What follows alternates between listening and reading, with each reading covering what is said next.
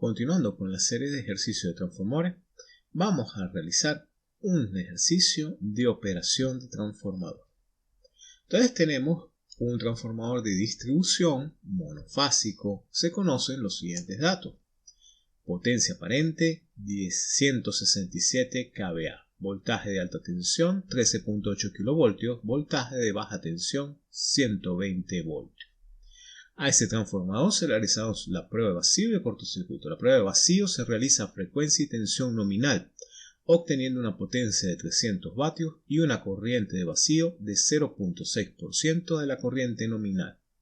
Mientras que la prueba de cortocircuito se realiza a corriente y frecuencia nominal y a una temperatura de 20 grados centígrados. En esta prueba se realiza la medición de potencia y tensión obteniendo 800 vatios de potencia de cortocircuito a una tensión de 545 voltios. Y se sabe que en esta condición las pérdidas adicionales son del 5% de las pérdidas óhmicas. Se solicita determinar los parámetros del circuito equivalente a 85 grados centígrados, que es la temperatura de operación del transformador. Determinar la máxima eficiencia posible del transformador a 85 grados y determinar el porcentaje de regulación del transformador para un índice de carga de 1 a 85 grados centígrados con un factor de carga o factor de potencia en la carga igual a 1 y factor de potencia en la carga 0 inductivo. Entonces, en tal sentido, vamos a ver cómo vamos a solucionar este problema. Entonces lo primero que vamos a calcular es cuántos son las corrientes nominales del transformador, tanto en alta tensión como en baja tensión, a fin de saber a qué corriente se realizó la prueba de cortocircuito y a qué corriente corresponde la corriente de vacío del transformador. Entonces, lo primero, como necesitamos, son los parámetros del circuito equivalente por unidad directamente, vamos a calcular o a pasar la prueba de vacío directamente a valores en por unidad, dividiendo la potencia de vacío entre la potencia nominal del transformador. La tensión en este caso es de 1, pues se realiza tensión nominal, y la corriente es simplemente colocarla en vez de porcentaje en por unidad. Entonces, de tal manera que tenemos un P0 de 1.796 mili, B0 igual a 1 e I0 igual a 0.06. A partir de esos datos podemos calcular la resistencia de magnetización como el inverso de la potencia de vacío.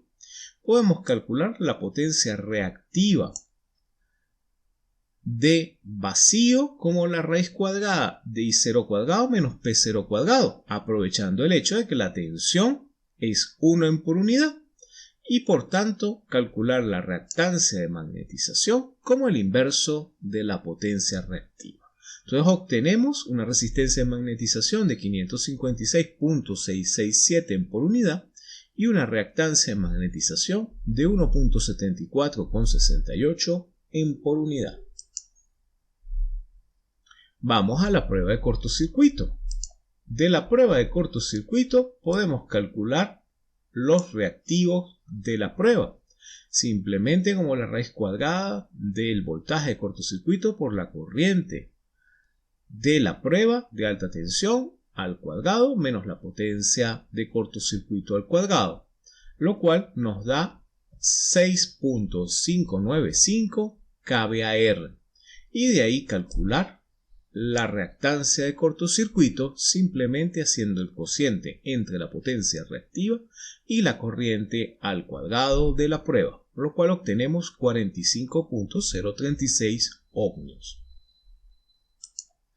La prueba se realiza a 20 grados centígrados y tiene un adicional de pérdidas del 5%.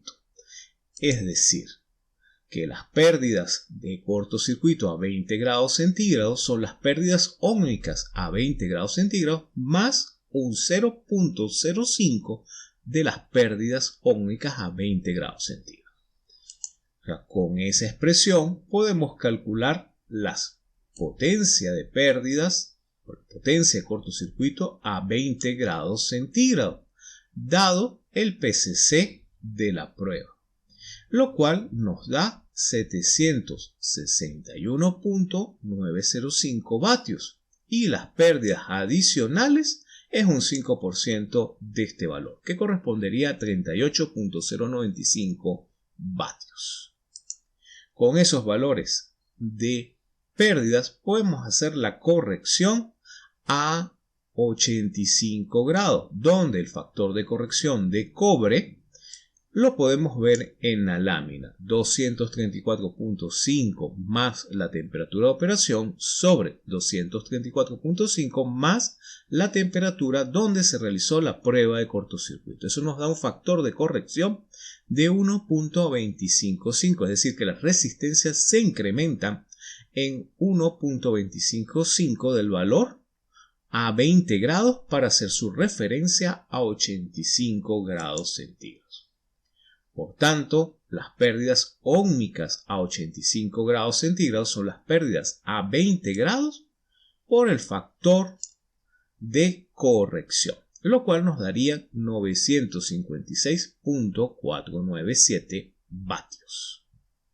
De esta forma podemos calcular el incremento de pérdidas adicionales a 85 grados, el cual se va a obtener como el delta o el incremento de pérdidas a 20 grados centígrados sobre el factor de corrección. Se divide porque es debido a que a mayor temperatura las resistencias de contacto disminuyen.